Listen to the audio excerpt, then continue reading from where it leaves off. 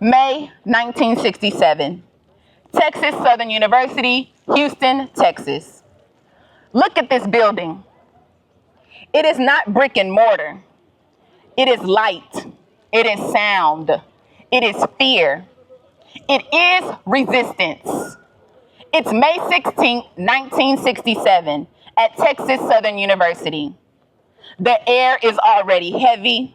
For weeks, students have protested police harassment in the Third Ward. Where we are standing now, cars were free to flow up and down through the middle of the campus, and the students were tired of it. They were protesting, shut this street down. It's disrupting our education. Tension between Black students and the Houston Police Department had been building, not quietly, but publicly.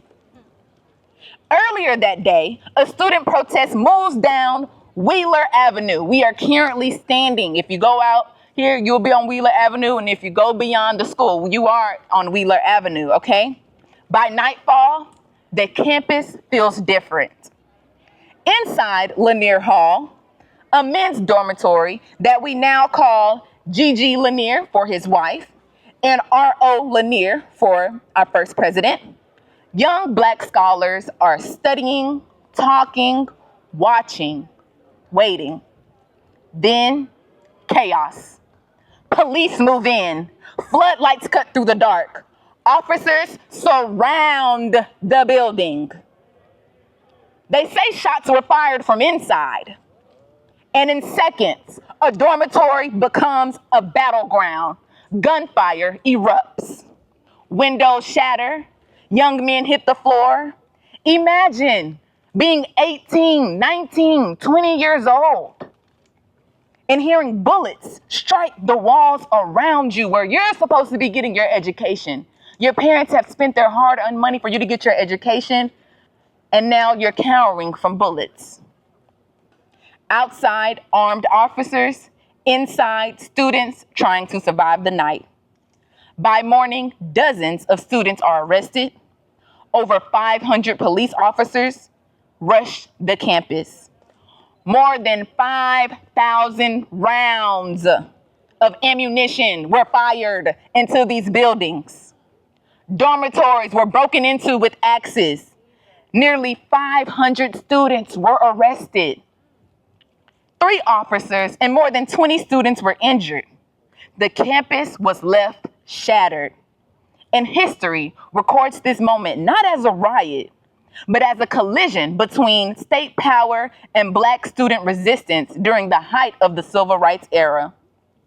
So when you stand here today on the Tiger Walk in what used to be Wheeler Avenue, the place where they protested, don't just see a dorm.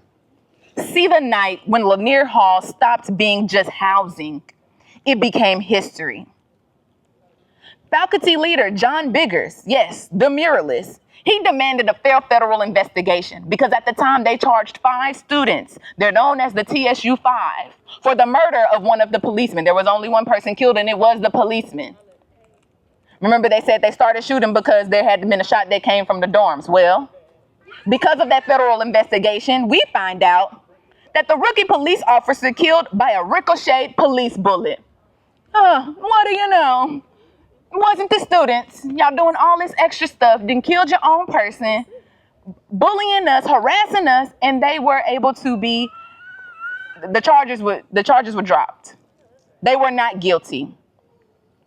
The Senate report concluded the violence resulted from racial tension and police action. Police violence, to be honest, you know. The Texas legislature on April 15, 1971, again, they were protesting for this street to close in 67 and before. It wasn't until 1971 that they effectively ended automobile traffic through campus, and that stretch became the pedestrian space now known as the Tiger Walk. Let's continue to walk, you guys. All right. And so